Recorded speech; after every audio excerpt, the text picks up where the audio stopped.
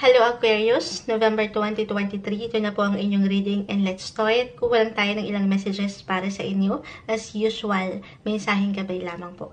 Ano nga bang parating sa inyo ngayong buwan? I'll be straightforward sa ating reading today. Dito muna po tayo sa inyong tarot card reading at itong card captor Sakura na deck of cards na merong ilang messages din ay atin munang ilalagay sa gilid. Kuha tayo dyan ng ilan pang final messages later. Dito muna tayo sa inyong tarot reading Aquarius, November 2023. Anong maiwan natin para sa mga taong ito, Aquarius? Message.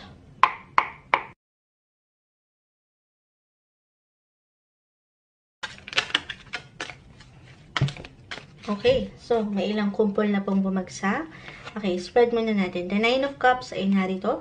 Knight of Pentacles, the Queen of Swords, Princess of Cups, Reverse, the Six of Swords, Reverse, the King of Pentacles, Reverse, and the Ace of Wands, Reverse. So, Aquarius, Nine of Cups, Knight of Pentacles, yung ilang unang dalawang barahan na bumagsak dito, isang indikasyon na para sa ilan sa inyo, guys.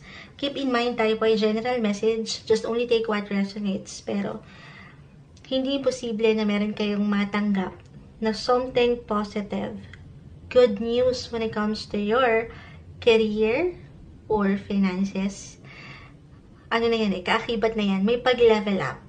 Level up sa possession, sa inyong sitwasyon, maging anuman po yung itinatakbo ng ilang bagay-bagay, especially again, pagdating sa inyong trabaho, usaping pera, may pag-increase. So, ngayon pa lang, i-claim na po natin yan.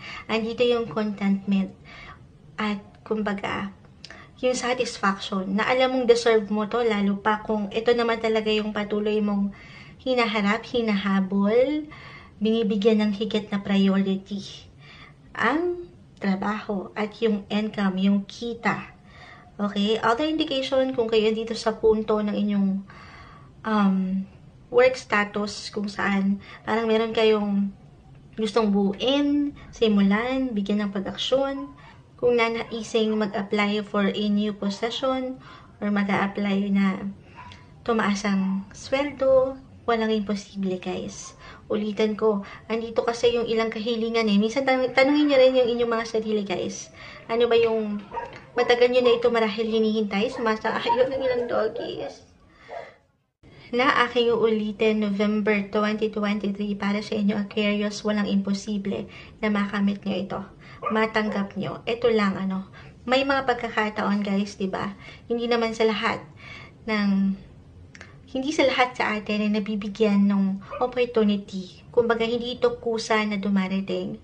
Kasi meron ditong ilang parang pagdududa or umaangat yung doubt na ayaw natin mapangibabawan kayo. Maaring ito yung duda sa inyong sarili or duda dito sa gusto nyong tahakin, pasukin, na hindi nyo ito mabigyan ng pag-aksyon. That is not the best time para pagdudahan mo ang iyong kakayanan, Aquarius. Bigyan ito ng pag-aksyon, sumubok at sumubok ulit. Or maybe isang message na you will try one more time talaga. So, asang-ayon yung aso namin.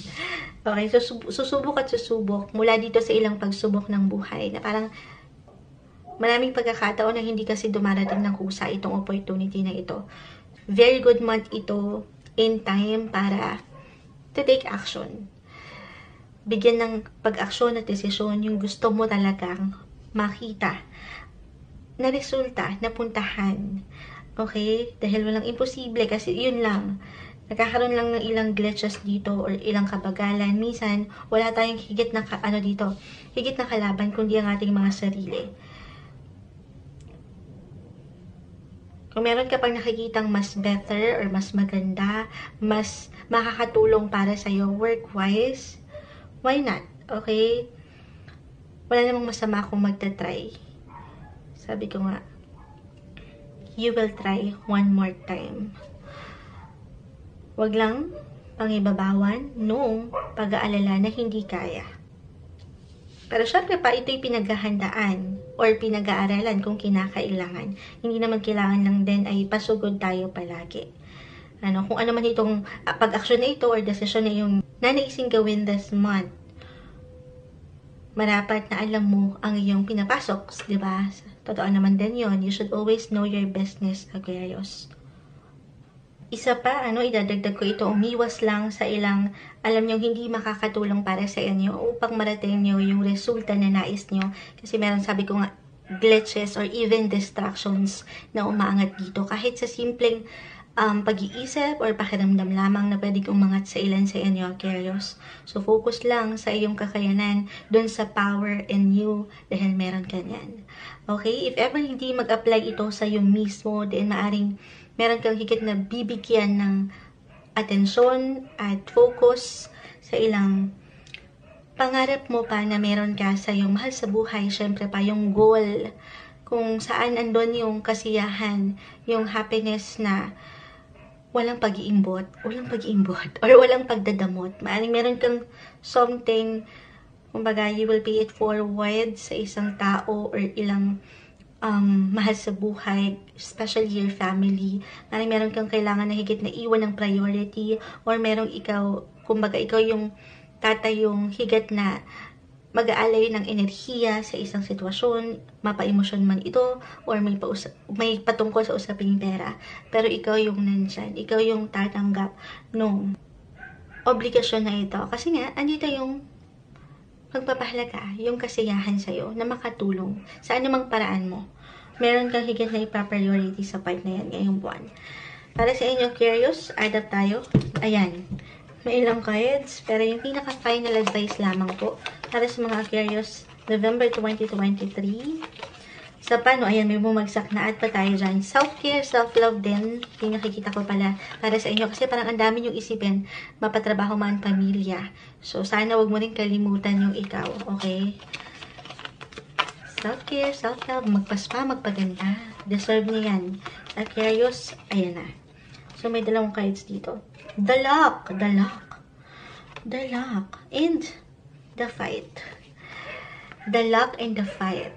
Parang, meron ditong ma-unlock or meron kayong i-unlock na pangarap, goal, sabi ko nga, mapatungkol man ito sa trabaho or pamilya, merong something pangarap kayong tutuparin or matutupad na ngayong buwan. I-claim na natin yan. Dahil dito sa ilang fight, eto, ilang laban din na inyong tinugunan at binigyan ng higit na proteksyon. Especially itong mga nakalipas na buwan or taon sa inyong buhay. At ngayon, meron ng magbubunga, meron ng ma-unlock. Dalak, mabubuksan nyo na itong pintuan or sa higit na praktikal. Sabi ko nga sa usaping pamilya, if this is about your physical home, meron ng susi. Ano yun mo dyan? Meron na kayong pagbubuksan na bagong bahay? Or kahit sa simpleng pagpaplano lang ito, okay? Or kahit simpleng pag-aayos sa inyong tahanan, merong something bago. Merong improvement or even development when it comes to your career also. So, hindi nasasayang yung ilang challenge, yung ilang laban na ito, na patuloy ka ditong sumusubok patuloy ka naman sumusuong at lumalaban. Ito yung pinaka-message na umangat sa inyo ngayong buwan para sa inyo, Aquarius, November 2023.